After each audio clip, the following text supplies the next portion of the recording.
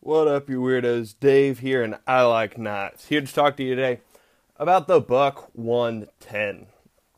Now, this is a hunting classic that gives us a blade of 420 high carbon steel that is somewhat of a lower quality steel. It's not bad, but it is something that we as a human society have advanced past. Buck keeps it relevant with their heat treatment.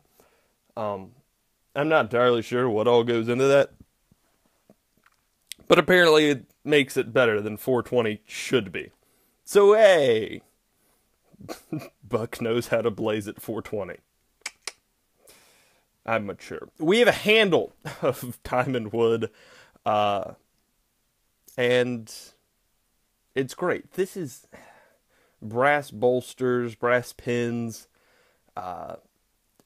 This is a dang beautiful knife. Let's all be honest here. On the intersection between usability and between practicality and beautification, the fossil for me lies somewhere away from the practicality standpoint. It's very high on beauty, but a little low on practicality. The Buck 110, this sucker is right in that intersection. We have a blade of 3.5 inches, 5-inch handle, 1 and about 1.5 inches wide, and a little over half an inch deep, weighing in at 7 ounces. This thing is solid. This thing is solid. In a pinch, use it as a hammer. The pommel here, very wide, very sturdy. Probably not meant for that, but this blade is as old as time, so no doubt it's been used for that in no few situations.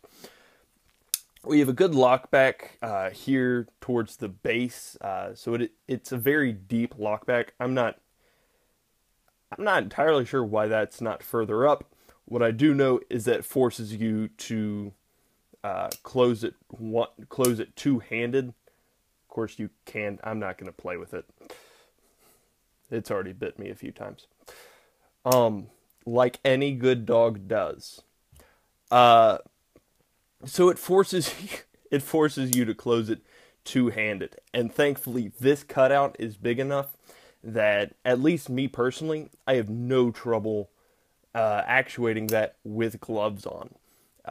We have a big enough blade that, with gloves on, no trouble pulling on it, no trouble closing it back. Very strong clip point. This thing was made for work. A little bit of a ridge on the back that is somewhat sharpened, but isn't deep enough to do any real cutting.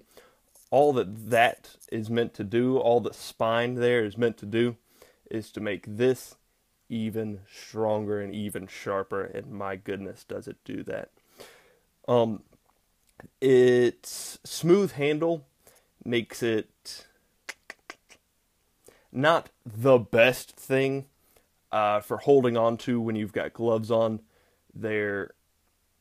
I'm afraid of a little bit of slippage. I carry this when I work in the woods, and there hasn't been any of that. I haven't read reports of any of that, any reviews or anything like that. I'm just saying I tend to not like smooth-handled knives, and this has a very smooth handle. So my fears are completely baseless, and everything that I just explained was done so out of paranoia. So there you go. This is my favorite work knife. I've recently hooked up with a land surveying group, so I help a guy walking out in the woods cutting trees all day. And I carry this on my belt along with my Leatherman Wave, and I keep the Ontario Rat in my pocket. And this, it's beautiful. There have been no few times where I have tripped, rolled down a hill, and ended up swimming in briars so thick I could barely breathe. reach to my belt, pull it out of the pouch, cut myself loose, and keep going. That's what this thing was meant for. This thing was meant for skinning game, for working in the woods, for almost literally anything in the world that you could throw at it. This knife is old enough that it has done anything that you would ask of it. And I don't know if it standard comes with a sheath. Mine did. And this is very dense leather, holds its shape well. I love the snap.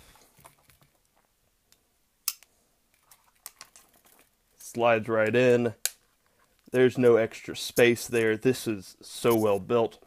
As you can see there, I have carried it and loved it gently. So it's a great sheath, great to keep on your belt. Rides a little bit higher than I would like. Tends to poke me in the gut a little bit when I bend over, but absolutely worth it for what it gives you. This is, in a word, the traditional knife. Of all the great designs out there, the Gerber Paraframe, the Swiss Army Knife Classic, there are half dozen others you could put on the list, but the Buck 110 is the traditional knife, and it is a design that has lasted for a reason. And that reason is because it is so simple, it's so solid. There are so many knives that try to complicate their designs, try to do something extra, try to make a statement. No. Buck 110 here is just, it's looking to get stuff done. And I'm a huge fan of this knife.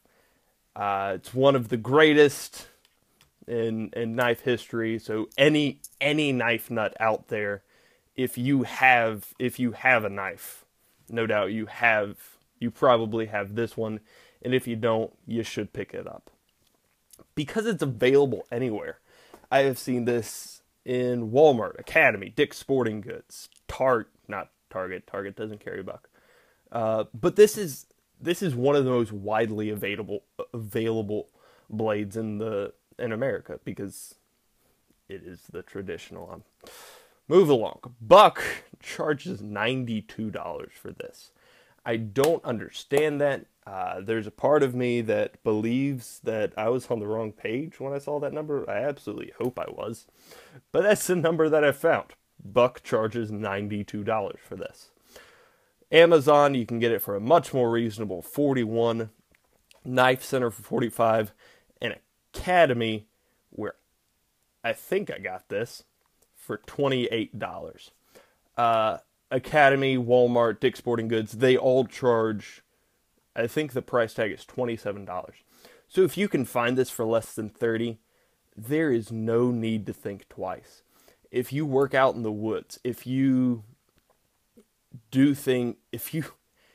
ask things of your knife that require it to be incredibly strong, where it needs a thick spine.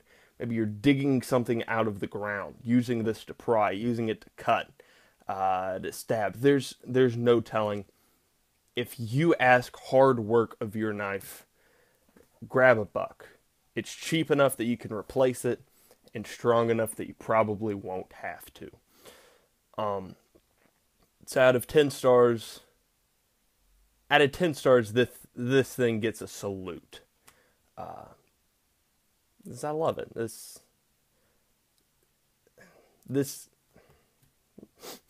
I'm starting to tear up.